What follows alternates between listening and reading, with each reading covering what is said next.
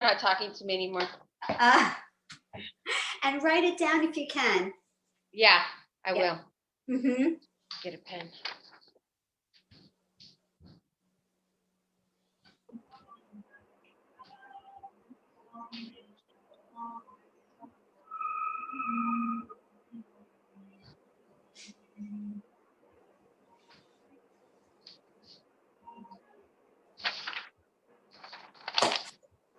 Let me just shift the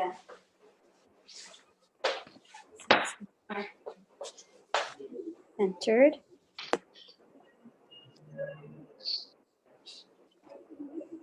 Maybe better.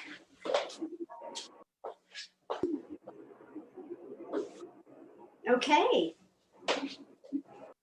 What time is it? 5 o'clock or 6 o'clock? It's 6? It's time to 6:01 on my clock. Okay, perfect. Hey guys, welcome. I want to thank everyone for joining me today. This is a first time ever for me to do a Zoom online cooking class. And I want to thank Jemina. It's the acronym for Jews. It's Jews indigenous to the Middle East and North Africa. So thank you very much, Jemina, for providing this platform for me to instruct a class. So thanks again. So as you know, we will be preparing Jachnun. Jachnun, if you're unfamiliar with Jachnun, it is a sweet rolled bread that's baked overnight for over 10 hours, and it's absolutely delicious. It's one of the many breads that the Jews from Yemen brought over to Israel. And today, it's a staple in Israel and it's loved by everyone. But before we start, I would love for you guys to capture what you're doing. Is it pictures, video, whatever it is. You can take a picture of the process or the end result, and you can send it over to the malawabar@gmail.com. That's my email. I'm also on Instagram, so you can tag me there at the Malawabar, or my Facebook page, the Malawa Bar. It's really easy, and there are my contact details are on there. And so you can call me, text me, email me, whatever you'd like. But I would love, love, love to see the final product, or at least the process of it. So that'll make me really happy. Thank you very much. So let's go ahead and start. So I believe you have the ingredients for Jachnun. So we are going to utilize 8 cups of flour. Now 8 cups yields 12 Jachnun pieces, and that's enough for a family of 4 to 6. And obviously if you have leftover, you can freeze them easily, wrap them up in tin foil, and it's great for all right, so let's get started. So we have the 8 cups of flour here, and our handy dandy stand here. Traditionally, Jachnun was done by hand, and I used to do it by hand actually, and it's very time consuming. It's a lot of arm work, but we'll use the mixer, and it'll be a lot faster. You may have heard that Jachnun is tedious or so hard to do. Actually, you'll realize that it's not. It's really simple. The only part that's time consuming is literally the waiting. So you're letting the dough rest in between for a long time. So I think that is the reason why it takes so long. But other than that, it's pretty much straightforward. So I'm pouring in the 8 cups of flour. We have half a cup of sugar. Now I'm going to speak slowly just in case, so you can write this down if you need to. So we have here 8 cups of flour, half a cup of sugar. We also have a little over a tablespoon of salt. I even measure it out like a tablespoon and 1 teaspoon of salt. Very easy. You're going to mix all the ingredients together one shot. However, you'll leave the water at the end. We have here 2 tablespoons of baking powder, 2 tablespoons. We also have a 1/4 cup of oil. Now, originally, what they've used was something called samna. I'm going to say they, the Yemeni Jews.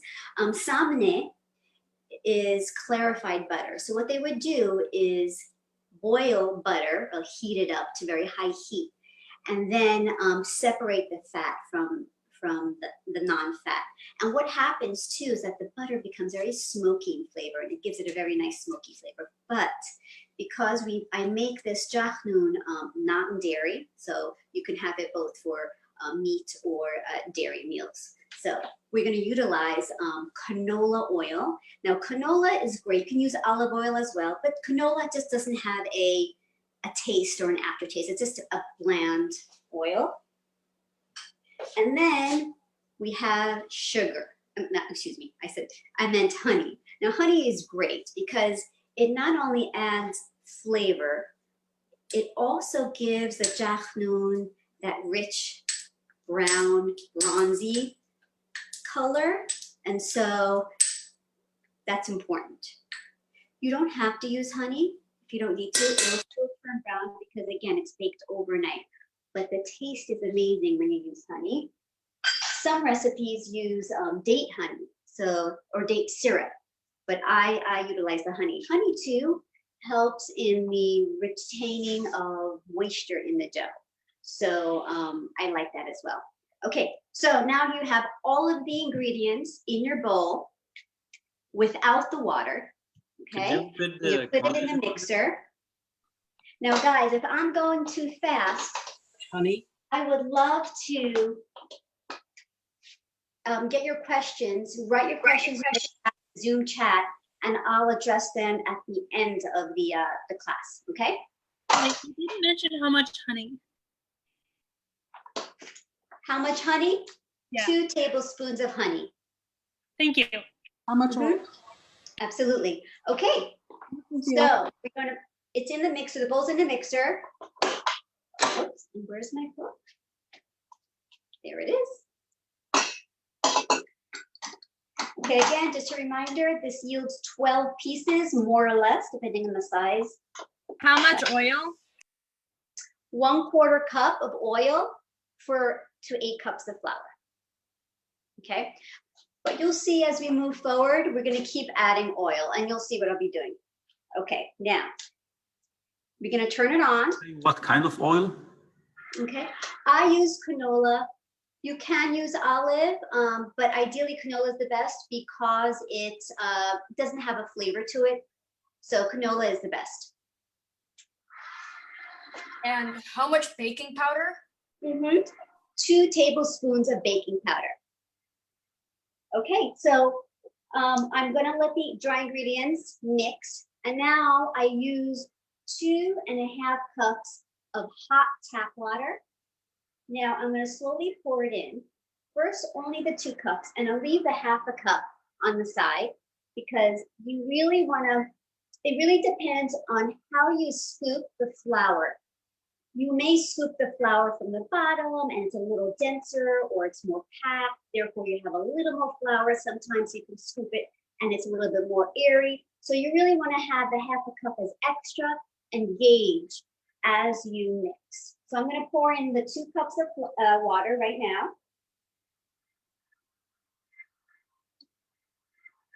Now, just so you know, those of you who are just not familiar with the story of the Yemenite Jews, I mean, their traditions date back more than 2,500 years. And so historians say that Yemeni Jews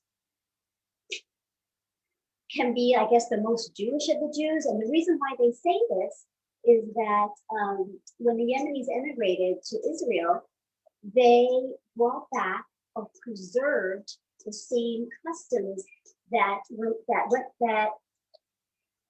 actually was affiliated with certain tribes, either the Judah tribe, Gabriel, or is it Judah, Menashe? I'm not sure which tribe, but they actually preserved a lot of the traditions, and it could even be from their dialect that they used, the way they prayed, their garb. Also, just to show you a picture as this is mixing. Here's a picture, my husband and I.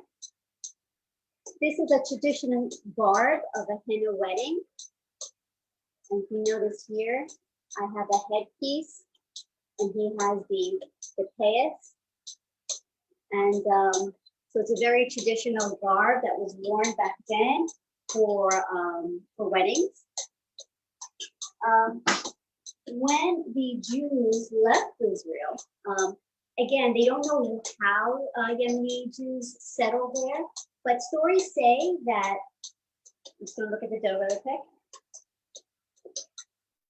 I'm gonna keep it. Okay. Stories say that Jews settled in Yemen because they were actually doing some spice trades there, and to bring back to Israel and to utilize at the Beit HaMikdash, the tabernacle. Also, they were looking for gold and gems and precious stones to bring back to the tabernacle to adorn the inside of it. But eventually they settled there. There is no real definite answer as to how they settled there, but these are just opinions. But when they did settle, they really flourished. They flourished tremendously, and they became well known of their craftsmanship, especially in jewelry making. They were talented in filigree work. They were silversmiths. And I have something to show you actually from Yemen. Doreet, what strength do you have your mixer on? I do. Can you hear me? What strength? Okay, well, at first you're doing it slow at a low speed because you want the water to absorb completely and slowly, okay? And it's very, very important. I mean, everything is based on the day, the temperature, how much flour you use. So you have to just do it at a slow rate when mixing this. So you get the perfect consistency. And I'm gonna show you the consistency when I'm done. Okay. What about if I show you right now, just so you get an idea. Okay, this was on a low speed. It still needs more water. It's clumpy, okay? But it still needs to churn a lot because when you use hot water, what happens, it helps glutenized the flour. It helps make it more malleable. I guess I'm not a scientist, but I guess the molecules in the protein, it helps it connect, and therefore it makes it more stretchy. So I want the gluten to activate. So obviously I use baking powder, and that helps too. So we're gonna continue mixing it because ultimately you're gonna have a shiny dough. I'm gonna add a little bit more. And how do I know to add a little bit more? When I notice that the sides of the bowl are almost clean, and therefore, and it's kind of sliding off, and therefore, and I see that it's still a little dense just by touching it. I'll show you. And it's stretchy, but it's gonna break. So therefore, it's not, the gluten hasn't really started there. The connection hasn't started, still breaking, so it's okay. So that means I'm gonna let it go. I can actually raise it a little bit more to higher speed and middle speed. And I'm gonna continue with my water. I actually may need a little bit more water, but I'm gonna slowly put it in and allow that to absorb.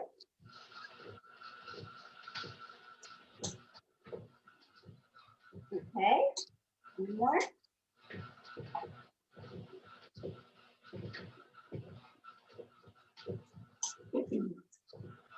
Perfect. Okay, so I wanted to show you really quickly, when I had mentioned that the Yemeni Jews were really talented with jewelry. And so here is something that I have here. And I'm not sure if it's from my family, but I know it's definitely from Yemen. If you see it closely, it's made of silver and it's a bit tarnished, I apologize. But this is a container that was used for Havdalah, and Havdalah is where you complete the Sabbath and bring in the new week. And this was used for Samim, for the Havdalah prayer. And so you would, in here, you would include all the cloves, cinnamon, and other fragrant spices. So that's one. Just check on this. Okay, I'm gonna add in a little bit more of water. here's another item. They're great jewelry makers. This is one that's very detail oriented. And women would wear these on their ankles. And here's another keychain. It's also ornate. It's very cool. They're very, and to this day, Yemenis or Yemeni Muslims would remember the Jews and always say that how impressed they were by the talent they had, because the Jews taught the Yemeni Muslims, you know, their skills. So, and to this day, that's how they became citizens. So it's inspiring. Okay, now I see it's getting a little, it's getting there. So now I notice that my dough is getting a little bit more stretchy. And how do I know? I'll show you. I just want to show you here. You'll notice that the dough has striations. So, and now do you notice how it's not breaking anymore? So that's what I want to achieve, those striations. Okay, but I see it's still clumpy. So, but it's getting there. So it's time consuming in a sense. You really want to get the perfect consistency. And it helps in the moving forward in the process and spreading the dough and getting that ultimately thin layer and rolling it. And then you have all these little spiral layers, which is what we want.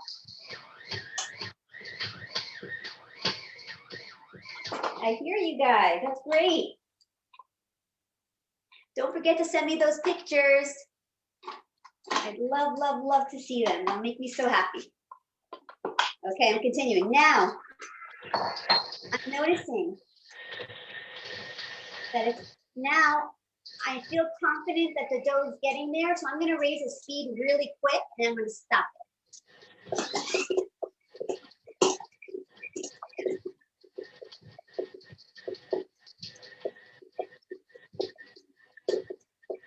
Okay, I'm done. I'm going to let it rest. Now, allowing it to rest, the water is going to absorb slightly more and not be sticky. So I'm just going to let it rest. And then, again, mix the dough. I may add slightly more. Again, this takes practice.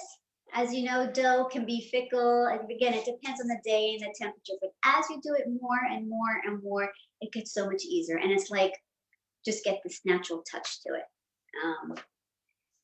And what's great about Jachnun too, I'm just gonna let it rest a few more seconds. Okay, that is so forgiving in the sense where, let's say if you make a mistake and you spread it out and maybe there's a hole here and there, that's okay. I mean, it's so delicious and no one will notice and you can't even see it as it's rolled. So that's absolutely fine. A little bit more. How are you guys doing? Good? Awesome. Okay, I add a little bit more water. And if you add too much, that's okay, honestly, because it's gonna rest longer. And again, all that water is gonna absorb as it just relaxes and glutenizes. Okay, I'm gonna do one more time on high speed.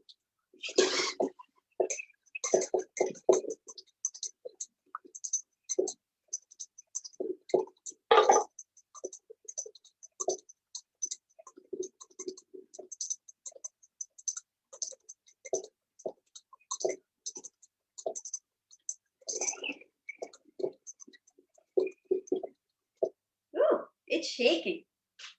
Okay. I think it's pretty good. Okay, so you're not gonna get a smooth dough just yet, but you're gonna get a soft enough dough. So I'm gonna take out the hook and I'm just gonna show you really quick. Okay. Okay.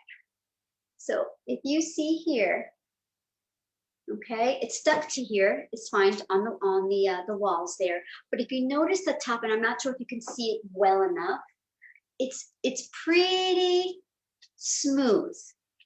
And now I'm sticking my finger and I see that there's an indent, but it's actually popping up a little bit, but it's just a soft, it's really soft when I stick my finger in that. And that's actually a good test. Another good test to know when it's done is if you touch it and your finger sticks to it, but it's a little, you have a little bit of a residue, then that's great. If you have no residue at all, then that's not good. It's probably a little bit too dry. Okay, so I want you now to grab a larger bowl. This is my large bowl, here it goes. And we're gonna transfer this dough into a clean bowl. But with this bowl, I'm going to grease it with some oil. Now you can grease it with margarine, oil, but oil is best. Whatever you have. Olive oil if you have. Okay, I'm gonna grease it. I'm gonna use my fingers here. Tap my fingers in it, and I'm gonna scoop out the dough from here and place it in here. Okay, and scoop it out. Just into it. Okay, and just kind of make sure the sides are clean while you scoop. Okay, here you go. I am going to stick it in here. And then when it's in here, you can start kneading slightly with your hands. So first of all, get the dough all coated with oil. So I'm going to swish it around like that. And now this top needs to get oil too. So I'm going to flip it and swish it around. Okay, here it's nice and shiny. Now I'm going to knead. How I knead when it's in the bowl, I hold it, pull, pull, pull. That's the movement. So I'm going to pick, pull, up, pull. Okay, so I'm going to do that, pull. I'm going to pull and then place it down. And just keep turning the dough as you pull and pull. Just pull the sides. Okay, I'm just going to pull the sides. Okay, until I make a nice ball. Okay, just make it, shape it into a ball.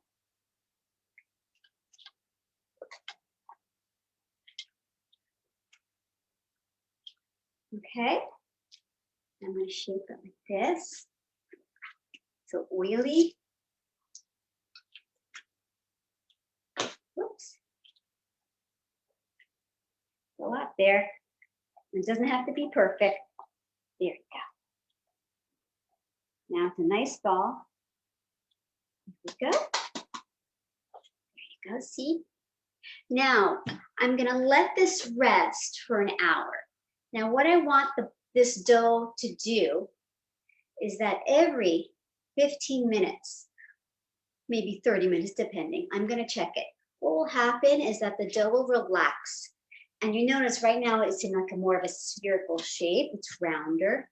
It's going to kind of flatten slightly and touch the walls of the bowl, the sides of the bowl. And so when I see that happening, I'm going to go back and do the same thing, knead and pull. And as you do that, you're going to notice the dough will become really smooth and soft and shiny. So at this point, I'm going to set this aside for an hour. And I know we don't have another hour, but I did prepare one already. So you can see. So you're going to set this aside and ideally use plastic wrap to cover the bowl. And you need to seal it very well. Some recipes call for, just using a damp towel or a rag, whatever it is. But I like to use the saran wrap or plastic wrap because it really seals it in. So all the gases that try to escape don't. And what's going to happen is you'll probably see some droplets. It'll get, I don't know if that's the right word, but sweat a little bit. But that's fine. That's what you want because you want the dough to stay hydrated.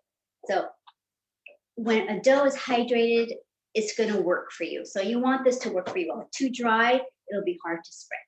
Okay, so after the hour, with the kneading in between, I'm going to cut the dough. You can cut it with a knife or use your hands. You're going to cut the dough and then make about 12 balls, depending on the sizes you use. I mean, the size you use, it could be 14 or whatever it is, but mine is usually 12. And I guess that could equate to about 150 grams if you would measure it out. But ultimately, it's like a tennis ball. So this was one that I've done before. So these are the types of balls. This is how you do. So you would cut the dough and kind of form it into a nice ball. Just make sure the bottom is sort of uniform, because when you cut it, you kind of want to shape it and make sure there's no cracks. So that's important too, because it'll just make for an easier spread when you start rolling it out. So this is it. So now I would love to show you how to spread the dough, because this is, I think, the most, well, these are all important steps, but this one you'll get the most delicate roll. So I want to show you. I'm going to move you over to the other side. Just one moment.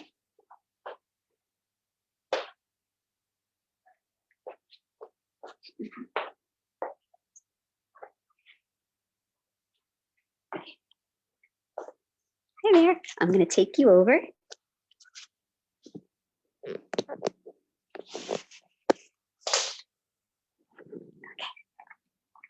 Okay, so I opened one for you. So here's one. Okay, now this is important because you notice how thin it is. So I've done this on my stovetop, and it's a glass black stovetop. So you can actually see through this dough. That's ultimately what you want to achieve. You know, but at the first you won't get it. Maybe you will, and that's awesome. But if you don't, that's okay. But it's all in how you prep the dough too. Okay, and again, you see, notice here I have a hole, and that's fine. It's absolutely fine. And you know what? It's supposed to happen, so that's okay. So here it is. I utilize margarine, and so like I said, traditionally, the Yemeni Jews use samna, which is a clarified butter. But again, because of sensitivities that people have, and so ideally it would be great to use a parve or non-dairy base. You can use a vegan butter. I've used canola oil as well, but what I've noticed is that margarine has the most similar consistency with butter, and so the result is almost the same as far as consistency and the texture too. So I'm going to go ahead. So when I open this up, I'm going to take a scoop with my fingers of margarine, and I'll show you. About this much is good. On my 2 fingers, and I'm going to put that in my palm, and what I'll do is squish it around. This squish, squish, squish, squish, squish. So you guys take notes, okay? In the meantime, and you'll have this a replay on demand. So, okay, so this is what's going to happen. You're going to get this, all right, and you're going to make handprints on the dough. Okay, so watch me. Now, you don't want to spread the dough like this. Why? It's because you may cause more tears, and you want to prevent more tearing. So ideally, just tap. And you'll kind of see when you tap, it looks like an abstract artwork where you see like acrylic paint. You see like ridges kind of come that show on top. So that's what you do. And you're going to have some residue, and that's perfect. That's what you want on your hands. And from your chest first, I'm going to take one side very carefully and delicately, and I'm going to make sure this edge meets the middle. Oops. Okay, it's very thin, so you gotta. Now I'm showing it to you slowly, but usually I do it very quickly. But I'm going to now it's in the middle. This edge is pretty much half of the entire the dough. Okay, and then I'm going to take the other side, the other edge, and I'm going to meet it to the edge of the first half. Oops. It's a little bit so thin. I'm sorry. I'm going to do another one for you. I'm going to knead it on this half. It's so thin, it's almost like phyllo. Okay? And I'm going to tap. And then I'm going to go to the end and I'm going to start rolling. And again, it may seem hard at first, but it gets so much easier the more you do it. I'm just going to roll it. Continue to roll, roll, and roll. Okay, and then you'll get this. And that would be a Jachnun roll for one person. Okay, I'm going to do another one for you.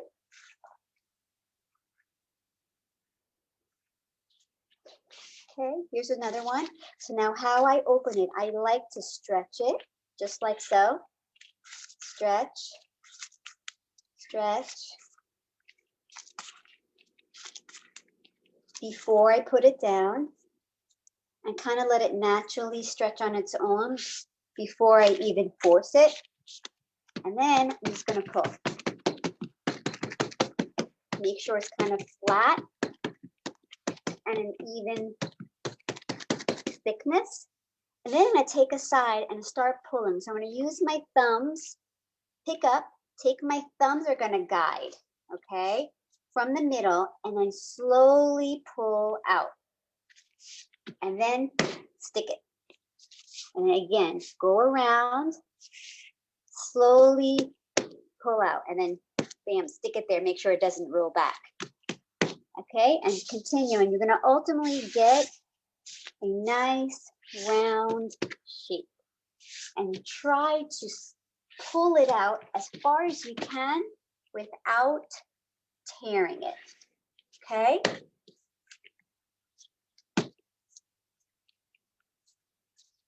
So I love doing this. I do this every day. I'm up at 4 in the morning and I make, I think, 100 a day. My customers, this is actually my best seller, the Jachnun. And so I do this all the time, but it's, you know, it's a labor of love, right? Just like anything else that you're passionate about. And so it's wonderful. You know, I remember doing this. And take my margarine. I remember my mom. I learned all of this from my mom. And ultimately, when I left, when I was 18, I moved to Israel. I made Aliyah, and I studied abroad. And I used to visit family, and I would notice how they would make jachnun and other types of breads and soups. And, you know, sometimes they do it differently.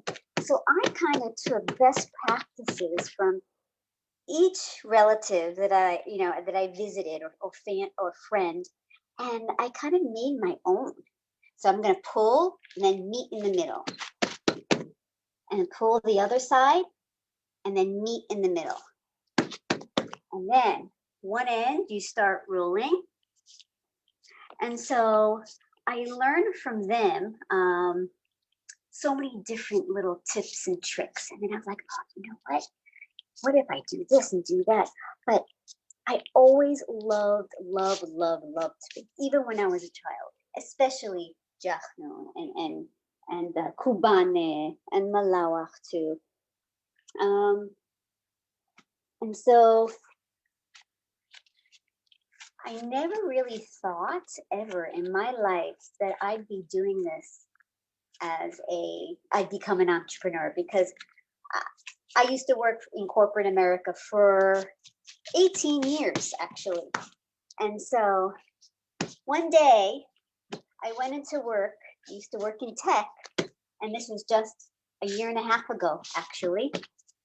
I walked into work one day and I said, you know what? I don't feel fulfilled anymore. There's something missing. What is it? And when I would have those feelings like something is missing in my life, like this is not what I want, you know, I would just remember, you know, me baking and how fun that was. I just have these memories. Even in Israel, I would bake for family and they would love what I did. I just loved it. It put a smile on my face. And so the idea just came from that. Maybe, why not? I could give it a try, launch my own business, and see what happens. It's unique. There's nothing really out here that no one sells Yemenite food. So, so I gave it a try. And honestly, the feedback I've received from people, it's been amazing. And it's beyond, and I tell people this, it's beyond filling their bellies. It's a connection. And so, especially the Israelis, even though many aren't Yemenite, obviously some are, but they grew up on this, Israeli Jews of all ethnicities. They grew up on this, and they loved it. They love it. And when I give them, when I serve them or deliver it to them or whatever it is, I mean, it just brings them back, and it's like back to their homeland, back to home, and there's nothing better than that. And they really appreciate it, and I love to serve, people who appreciate that, and that's what makes me so motivated and continue doing what I'm doing. And it's it's not only making people happy, but it's also a tribute to my beautiful heritage. It's an honor and it's a privilege to keep all these traditions alive, and to teach my children how to do this. It's wonderful. It's our identity, and it's important to preserve that. Really is. And so let me know if anyone can say, would you like for me to show you one more time how to spread the dough? Yes, please.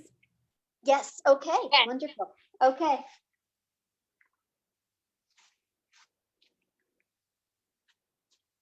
So, all right, here's my little ball, which is about 150 grams again. And I want to say that I do measure them or weigh them, excuse me, because I want each customer to have the exact amount, that every other customer has. So I must weigh my dough. I must weigh each ball to make sure it's exact. Okay, but obviously you don't need to. Okay, again, I'm just going to squeeze, just let it naturally fall. Okay, and then I'm going to place it down, and then with my fingers, start spreading it slightly.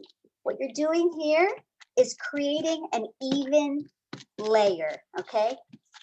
Just having it even, an even thickness, that's what I meant to say, an even thickness. Okay, so when you have sort of an even thickness, now you can start pulling, okay? I'm going to lift with my thumbs delicately, lift it, but reach the middle, and from the middle, you're going to pull ever so slightly. I'm doing it really slow-mo. I don't normally do it like this, but I want to show you. Just pull slightly. Again, you want to achieve see-through. You want it to be see-through, so you see the black, okay? There's a lot more to be done, so I'm going to continue. Excuse me if I made you dizzy. Okay. Oops. I apologize. Promise that won't happen again. Okay, I'm going to pull and then stretch. Just be delicate, really be delicate at first. Okay, because this is an unfamiliar dough probably right now for you. And be patient with yourself. It's not going to work out this, perfectly the first time, but you're going to notice with practice, it just gets so much easier. And you'll be like, oh, I got it. It works. Now I get it. Just like anything else, right? The more practice, the better. You just try to get it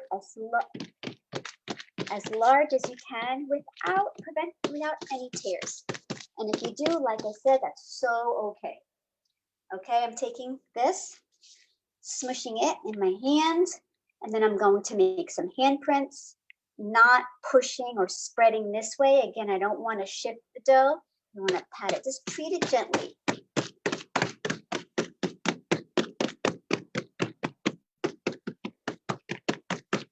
Okay, now obviously I have some. So you want to have some residue. I'm going to lift one side and then meet this edge in the middle of the dough, and then pat, and that some residue will come off, and then the other side, and then meet in the middle, the other edge. Okay, and then we're going to roll it from one end to the other.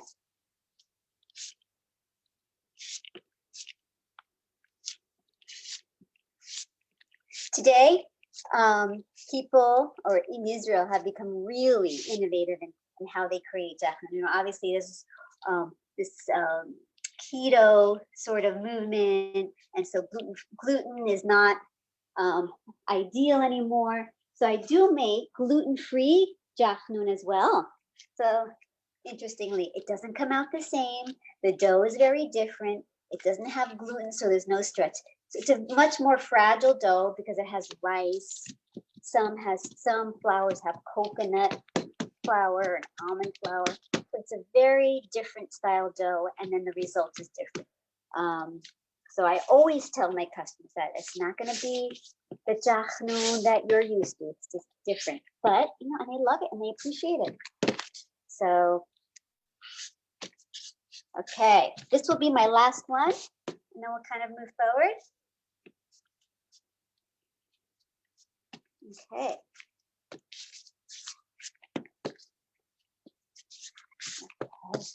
Here we go. You know, I'm in the morning, I wake, I'm here, I'm 3 or 4 in the morning, I'm up. And it's quiet in the house, you know, kids are asleep. I have 3 kids, by the way. You know, it's just me and Jachnun.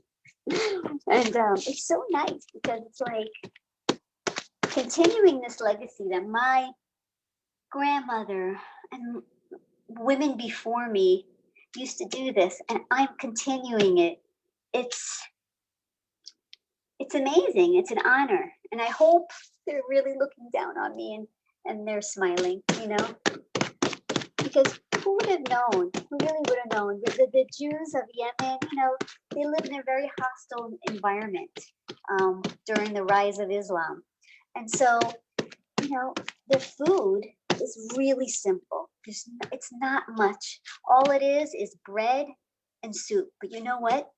Like I said, when they went through this and they had these spice trades, our food is very rustic and flavorful, and that's what makes it so just so unique. And it's just amazing what the Jews, just like all Jews all over the world, you know, everyone was persecuted and we all had hardships, right? But there's not much to the Yemeni cuisines, really just bread and dough. But the Jews of Yemen were so creative in how to make bread. They made bread every which way they could. They ate off the land. They grilled it, they baked it, they fried it, they steamed it. They did whatever they could because that's all they had. They had some beef, but it would probably be once a week during the Sabbath. But that's pretty much it. That's all they had. So yeah. Nonetheless, it's delicious. It's a comfort food. Makes you feel good. Can't ask for anything more. And that's how you would roll it. You have a nice little jachnun. Okay, now we're gonna go head back to the table. One moment. Oops, I'm gonna bring you with me.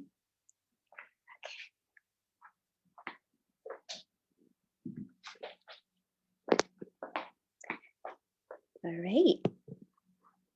Hi. Okay. So when you've done rolling out the dough, you want to bake it and you want to eat it, right? The next day. So you grab a pan. So now we have 12. We prepared 12, well, at least the dough part is 12. And so you grab any size pan. I guess I have a 7 by 11 pan. You can grab a 9 by 13 or larger, whatever you have. It's kind of nice if you have a tray here that's kind of has some depth to it. So this is about 2 inches. And the reason why I'm saying that is what I like to do is place the dough in this tray side by side. Traditionally, Jachnun was made in a Jachnun pot. It's an aluminum pot, and I have plenty of them, and I used to make it. But what I've noticed, it was that when you place Jachnun in a pot like that, you're placing them on top of each other. And because you're using baking powder, and what baking powder does is activates it and adds some air bubbles. And so when it's on top, when they're on top of each other, it's actually quite condensed, and you're not allowing it to reach its full potential, with regards to expansion. So that's why I like to place it side by side, and you'll see it expands this way and expands up, versus having it in a pot and having it condensed. It does expand, but it won't be airy. So my Jachnun is a little bit more cakey-like, which is cool. I mean, I like that. It's less tough on the digestion. You don't feel like it's a rock. So I'm gonna place these Jachnuns in here, side by side.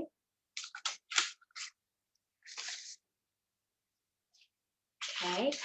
Obviously, make sure you have your tray is lined with parchment paper, and that will just prevent it from burning. Okay. We have about 6 in here, which is great. And if there's room, that's okay. Again, that gives it space to expand. And so what you would do is cover it tightly with aluminum foil, very tightly. I use the heavier, the thicker aluminum foil. This way it's really snug and heat won't escape, because you still want to achieve the steam baking. You want it to be hydrated, and that's what the pots do as well. It really bakes, it steam bakes. So you want that same effect, having it steam bake. So make sure it's really tightly sealed.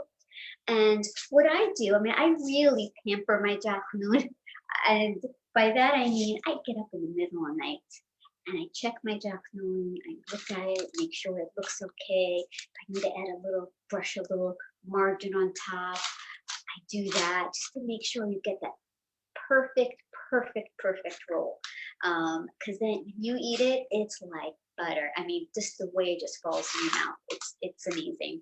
So that's it. I just want to, before we finish completely, and we're not there yet, I wanted to kind of backtrack and go back to that dough that we made together.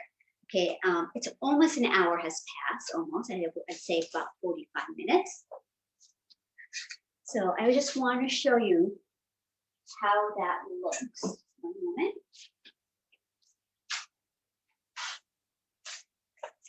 Okay. So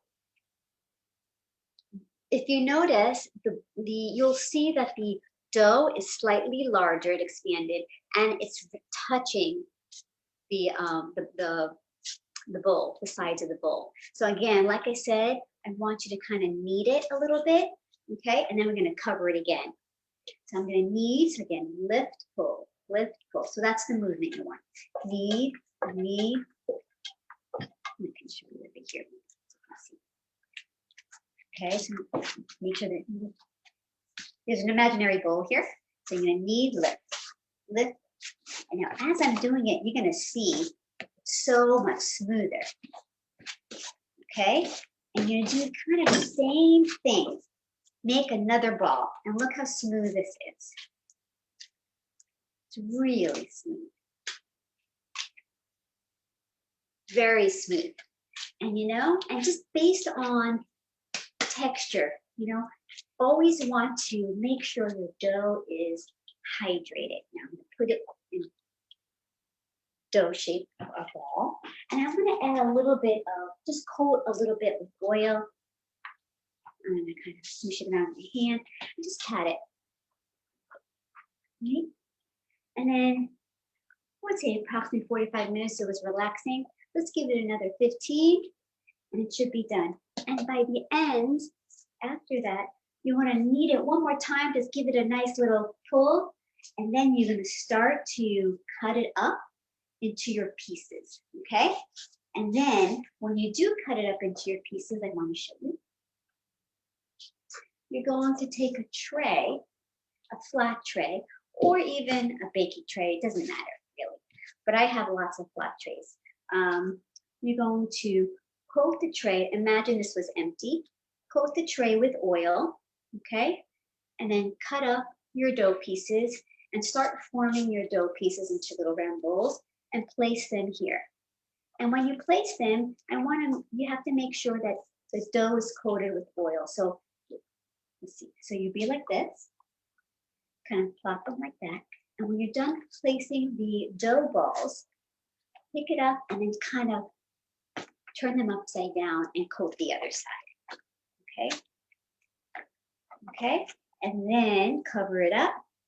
And then you want to allow this to rest for a minimum of 3 hours.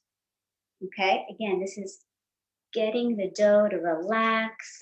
The dough's got to chill, like relax. All right. You're really pampering this dough.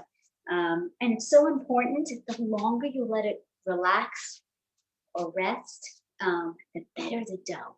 I actually make the dough the night before and let it rest the whole night. So it's resting for 8 hours.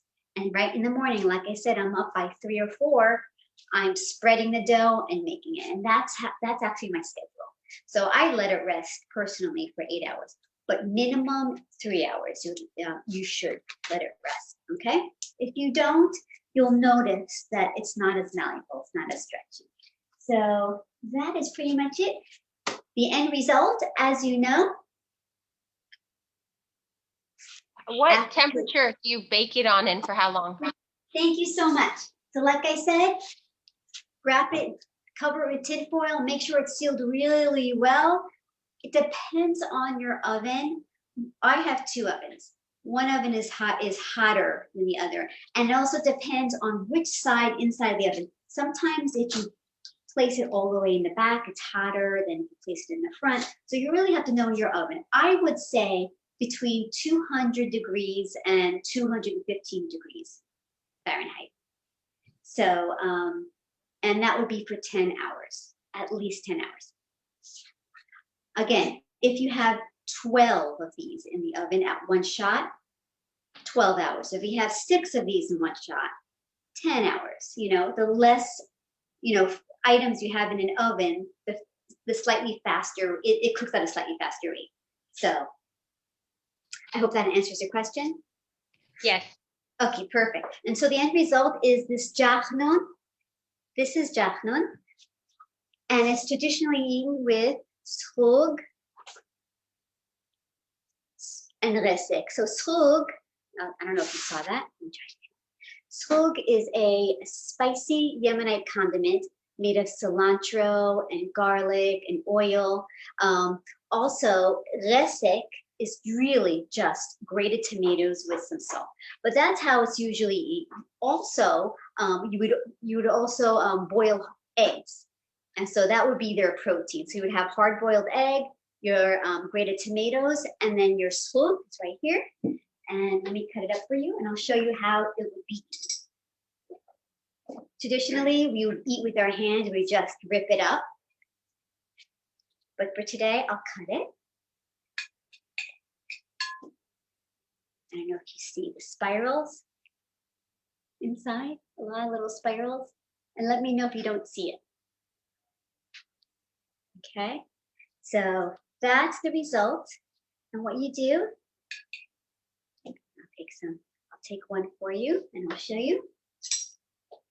You can take this srug, the cilantro spicy, I guess, condiment.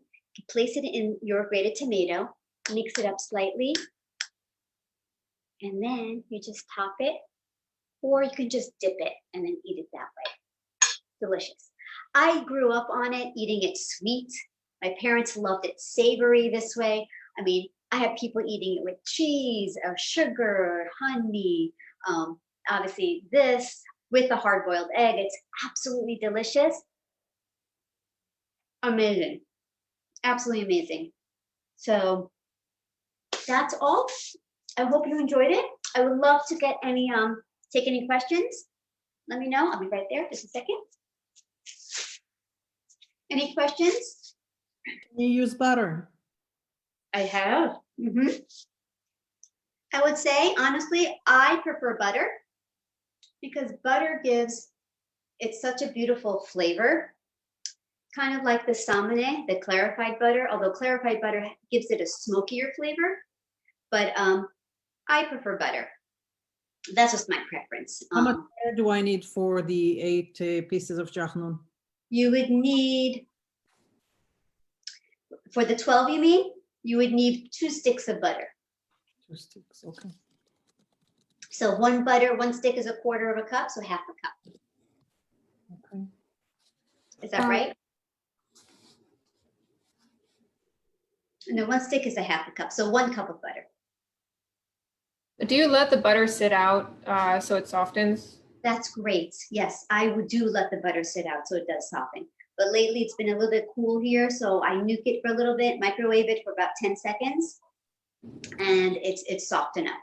You don't want to, if you do need to put in the microwave, don't let it melt completely, because then what happens if you have a liquidy shortening, a liquidy fat, very liquefied, while you're spreading the dough, it makes the dough springy and it bounces back to you, so it doesn't keep its shape as you're spreading. It's very slippery, that's what I'm trying to say. Different flours have different protein content. Have you found that one flour over another works better? Well, I just use the all-purpose flour. I mean, there's bread flour, there's a high-protein flour, there's this pastry or cake flour. Just the all-purpose flour. That's perfect for this. You don't need to try any other, you don't need to change the protein content. I mean, again, back in Yemen, they didn't have white flour. They used whole wheat flour. So you can imagine the Jachnun was very different then. It was probably very heavy, very hard. It was very, very different, unlike what you see today. Thank you. Yeah. Anything else? Is it possible to let the dough rest for too long? Or is that not a risk that you'll run into here? You know, that's a great question. 8 hours is a long time, right? So I would say that's long enough. I mean, that would be considered very, very long. So my answer is no, it's not. So I think you can let it rest for quite some time. I mean, don't leave it out for a day, 24 hours. I would say 8 hours is pretty long. So I think you should be good with 8 hours. Beyond that, I'm not sure. I have never gone beyond that point, but 8 hours is pretty long.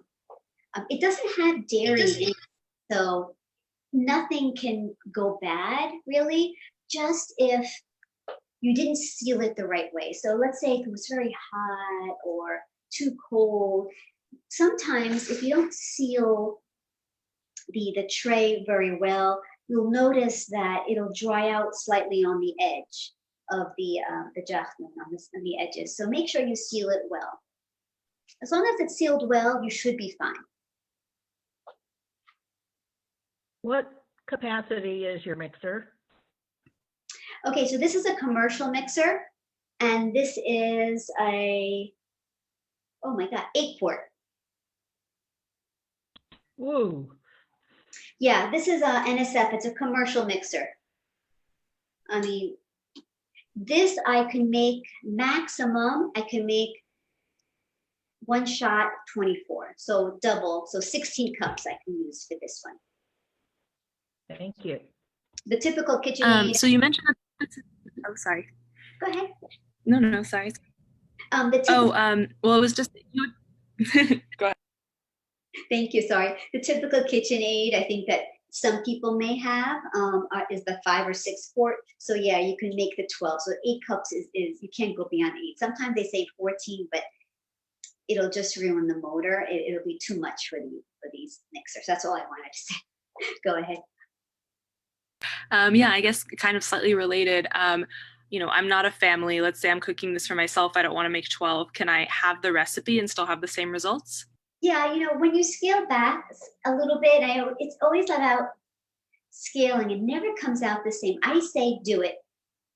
It may be a little dry, but it's all about trial and error. Figure it out and yeah, cut it in half, try it. Give it a try and see what happens. I never had to do that. I mean, make 6 at a time. I just feel like it just doesn't, sometimes it would come out a little bit too heavy or dry. But again, you can adjust the recipe and just, you can figure it out. You may not need 4 cups, maybe 3.5. Maybe start at 3.5 cups. Have you tried making a yeasted version? No, I haven't. In my family, it's only been non-yeasted, but malawach is very similar to Jachnun from how it's made, except Jachnun has the honey and a little bit more sugar, where malawach has less sugar and no honey, but the rest is absolutely the same. And depending on where in Yemen you're from or which region, north, south, some have used yeast. And when I say used yeast, it's probably just a teaspoon in their malawach. But my family doesn't. How do you make it sweet? You mentioned some people eat it sweet. Sweet? You How do put I make it? sugar in the layers? I'm sorry, one more time? Do you put sugar in the layers? No. So the sweetness comes from the sugar I placed in the beginning and the honey. And now when sugar and honey together, it's very sweet. But when you bake it slowly overnight, it becomes sweeter. So the sugar starts to caramelize sort of. And it gives it's sweet, but yet it's not too sweet. I don't know how to explain it because you're having it with savory. It really balances it out. Has that touch of sweetness to it.